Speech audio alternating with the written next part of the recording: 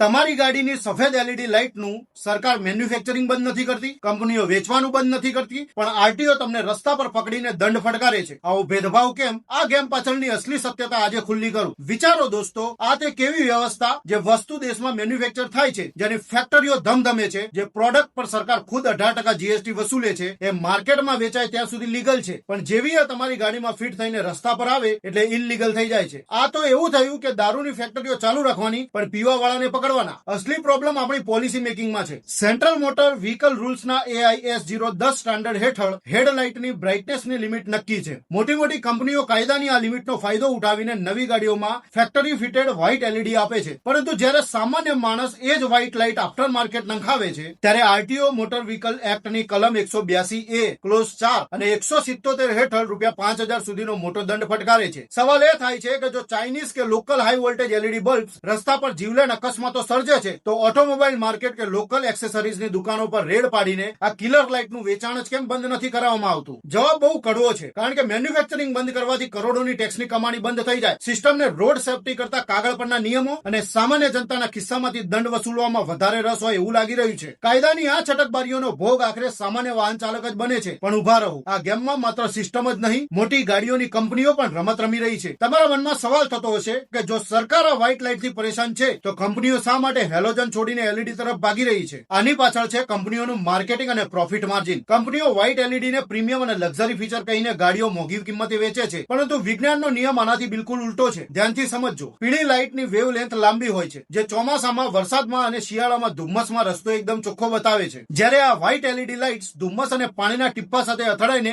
Reflect થાય છે, જેના લીધે ચોમાસામાં ડ્રાઈવરને રસ્તા પર કશું જ દેખાતું નથી. એટલે કે જે લાઇટ સેફટીના નામે વેચાય છે એ જ સૌથી અનસેફ છે. અને અસલી ખતરો ક્યાં છે ખબર છે? ગ્લેર ઇફેક્ટ. જ્યારે સામેથી 100 કે 150 વોટની ચાઇનીઝ એલઈડી લાઇટ ફૂલ બીમ પર આવે છે ત્યારે સામેવાળા ડ્રાઈવરની આંખોની કીકીઓ 3 સેકન્ડ માટે કમ્પ્લીટલી સંકોચાઈ જાય છે. વિજ્ઞાન કહે છે કે આ 3 સેકન્ડનો અંધાપો એટલે કે વિઝ્યુઅલ બ્લાઇન્ડનેસ. જો તમારી ગાડી 60ની સ્પીડ પર હોય તો આ 3 સેકન્ડમાં ગાડી 50 મીટર આગળ નીકળી જાય છે વિના કંટ્રોલે. એટલે કે સામેવાળો વ્યક્તિ ઈચ્છે તો પણ અકસ્માત નથી રોકી શકતો. આ જ કારણ છે કે હાઈવે પર થતા રાત્રિ અકસ્માતોમાં આ વ્હાઇટ એલઈડી સૌથી મોટું સાયલેન્ટ કિલર સાબિત થઈ રહ્યું છે. રાત્રે હાઈ બીમ પર વ્હાઇટ એલઈડી ચાલુ રાખીને ચાલતા લોકો સામેવાળાના પરિવારને મોતને મોંમાં ધકેલે છે. જો તમે પણ આ જીવલેણ ટ્રેન્ડથી કંટાળી ગયા હો તો કોમેન્ટમાં બેન એલઈડી જરૂર લખજો. વિડીયો ગમ્યો હોય તો 1 સેકન્ડ કાઢીને એવા મિત્રને ટેગ કરો જે રાત્રે હાઈ બીમ પર ગાડી ચલાવે છે. કદાચ આ વિડીયો જોઈને કોઈનો જીવ બચી જાય. આવી જ ઇન્ફોર્મેશન માટે ગુજરાતી ઇન્ફોર્મરને ફોલો કરવાનું ભૂલતા નહીં.